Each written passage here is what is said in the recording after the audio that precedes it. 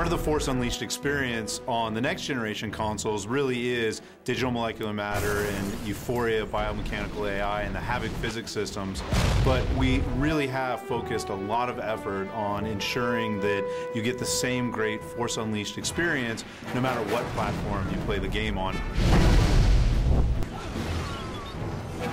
So the PS2, PSP, and Wii versions are being built by a company called Krome Studios out of Australia. One of the things we've strived for at Krome in developing Force Unleashed is making sure that no matter what platform you're on, whether it's the PS2 or the Wii or the PSP, that you're just totally feeling empowered.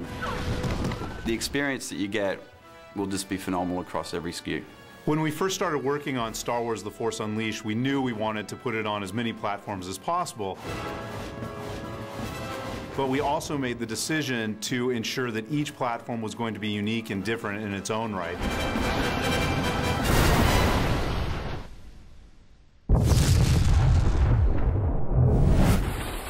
On the Wii, we have the very visceral experience of wielding a lightsaber using the Wiimote and your force powers using the nunchuck. You know, you swing the Wiimote and it responds to your swings. You're able to stab, uppercut. People go flying in every direction. It's exciting. It is the most connected to the Force. You are feeling like you're doing these things because you have to physically get up and move.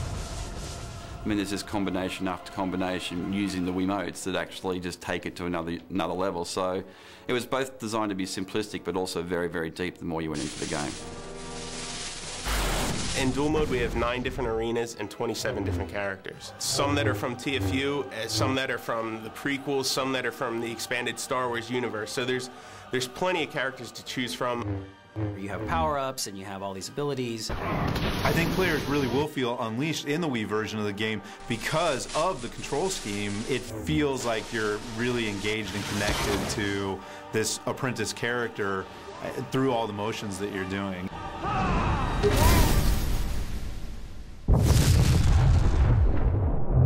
So the great thing about working with Krome has been giving them an opportunity to develop some unique content. So there's locations, there's characters, there's places on those platforms you're not going to see anywhere else.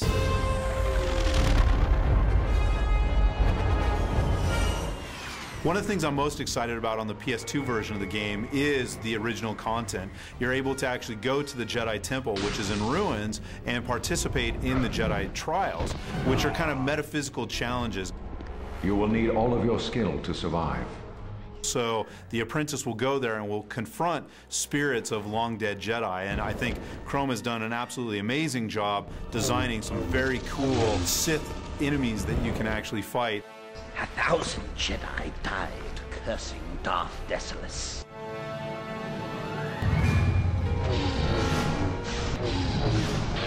This console's been around for a long time, but we're still pushing the envelope. We went back and we built a new physics solution from the ground up so you can have tons of ragdolling enemies flying across the screen. You can pick up 20 or 30 things in a room at one time, and they're all moving in motion, and they look real. It looks like real physics, and that's something I never thought we could do on a PS2.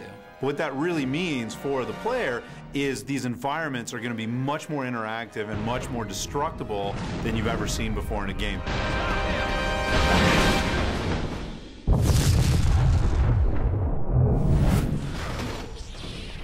Early on, we knew we wanted to do a PSP version of the game, but we wanted a mode that players could just kind of pick up and play that really would harken back to all of the films and give, you know, the PSP owner something special and unique and new. So we came up with this idea of historical missions. The historic missions are something that actually Lucasfilm gave us the great privilege of doing, where we get to actually relive 5 of the classic moments from the 6 movies. So you might be Luke Skywalker and Vader battling on Cloud City. But rather than just having the powers that we saw in the film, you actually have all these unleashed powers. You have repulse, you have lightning, you have a really supercharged force push. And it's being fought in a very destructive environment. There's no limit of power you're going to feel coming from the PSP. You know, when you cast lightning, you're going to hear that fizzle, you're going to see that zap. We really were able to take a PS2 quality experience and put it onto the PSP.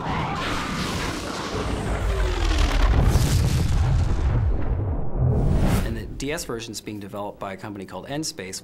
And they've really brought something special to the table with our control mechanics and this kind of really easy combo system. The touchscreen interface that we came up with, collaborating with Nspace, I think really helps bring the experience closer to the player's hands. Anybody should be able to just pick up the DS and using the stylus be able to chain together lightsaber attacks and combine those with force powers so that literally being unleashed is only a flick of the wrist away. So you jump right into it, and before you know it, you're using force powers that you've never seen in the movies that are just doing incredible amounts of damage. We have a couple different multiplayer modes, more of a standard deathmatch on the DS. We also have more of a duel-based multiplayer mode where it's sort of there's a back and forth and a sway meter, and whoever gains the advantage kind of unleashes themselves, and it's really a lot of stuff in one small package. I think everyone's going to be really happy with what they see no matter what platform they play, because we really have delivered on kicking ass with the Force and immersing people in these great locations and this really awesome story and doing it in a fun way that they can really get into. You're going to feel powerful right off the bat, and that's, kind of at the core, that's what TFU is about, to feel like the most powerful Jedi or the most powerful Force wielder of all time. Each platform is delivering the same great story. Each platform is delivering an Unleashed experience. They all do it very differently, but they manage to make you feel like Darth Vader's secret apprentice who's on this epic journey.